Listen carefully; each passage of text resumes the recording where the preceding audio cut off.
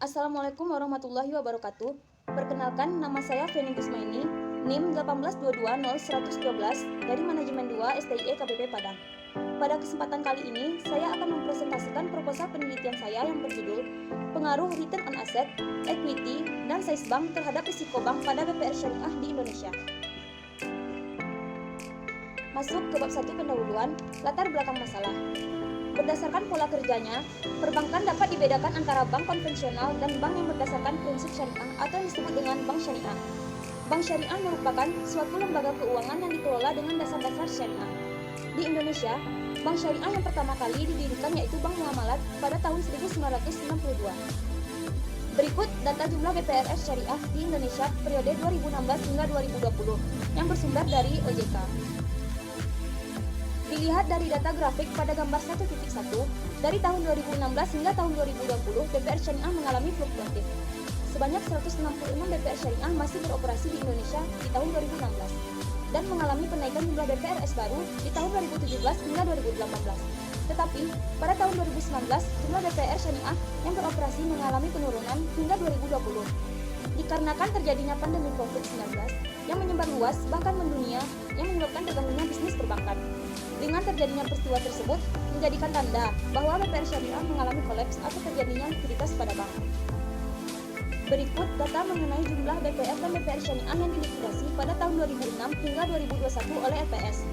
Dilihat pada gambar 2, pada tahun 2006 hingga 2021, LPS melikuidasi bank sebanyak 111 BPR dan BPR Syariah, yaitu di Pulau Sumatera sebanyak 23 bank, di Pulau Jawa sebanyak 70 bank, di Pulau Kalimantan sebanyak 2 bank, Pulau Sulawesi sebanyak 8 bank, Pulau Bali 7 bank, dan Papua 1 bank.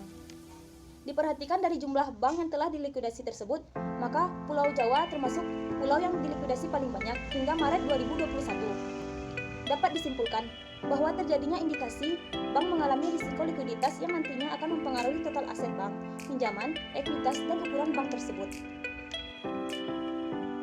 Selanjutnya, masuk ke bab 2, landasan teori dan hipotesis. Yang pertama, grand teori, yaitu teori klasik prinsip agent, di mana manajer yang menghindari risiko memerlukan tingkat kompensasi yang tinggi untuk bekerja di perusahaan keuangan yang berisiko, karena mereka menghadapi ketidakpastian. Sebagai hasilnya, mereka juga dapat diberikan kelonggaran yang lebih untuk mengejar strategi pinjaman yang agresif ketika likuiditas berlimpah. Yang kedua, yaitu risiko bank. Pada penelitian ini, saya mengambil satu dari beberapa jenis risiko perbankan, yaitu risiko likuiditas. Risiko likuiditas merupakan ketidakmampuannya bank dalam memiliki cadangan dana untuk memenuhi kewajiban jangka pendeknya. Yang ketiga, yaitu return on asset, yaitu rasio yang menunjukkan seberapa banyak laba bersih yang diperoleh bank dari seluruh kekayaan yang dimilikinya. Yang keempat, yaitu equity. Equity merupakan hak milik pada perusahaan yang diukur antar selisih jumlah aset dengan jumlah hutang. Kemudian, size bank. Size bank merupakan suatu skala yang mengelompokkan besar kecilnya suatu perusahaan atau bank, yang nanti diukur dengan melihat total aset, block size, total penjualan, total modal, dan lain-lain.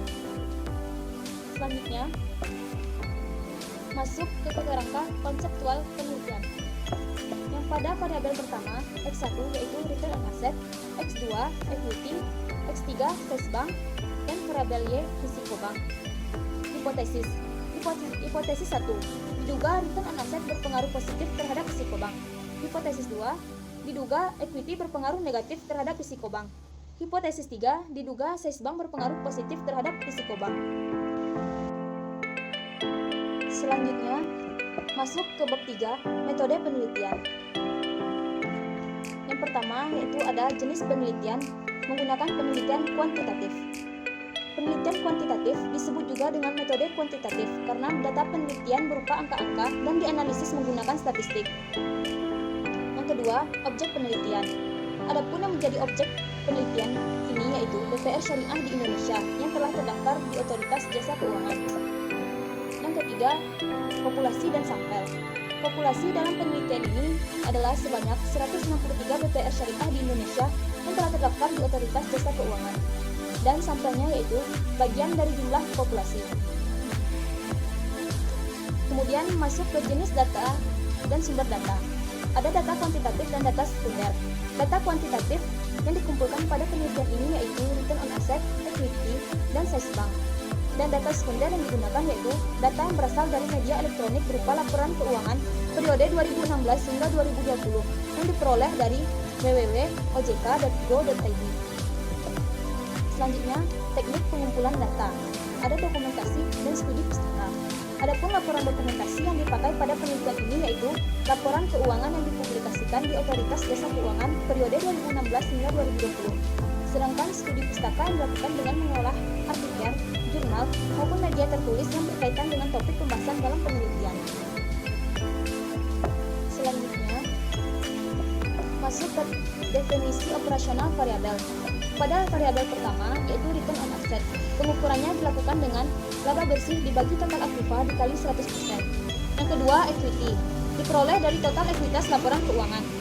Variabel ketiga yaitu size bank, yaitu diukur dengan logaritma natural dari total aset. Selanjutnya, masuk ke teknik analisis data menggunakan regresi data panel.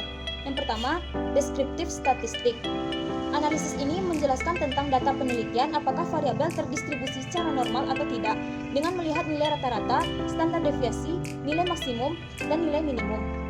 Yang kedua, uji model regresi data panel merupakan uji menggabungkan antara data cross section dan time series. Uji ini terdiri dari beberapa model seperti model common effect, fixed effect, dan random effect. Kemudian masuk ke uji kelayakan model.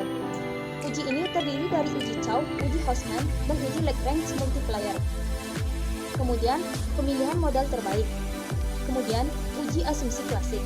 Uji asumsi klasik ini yaitu analisis yang digunakan untuk menilai apakah dalam sebuah model terdapat masalah asumsi klasik.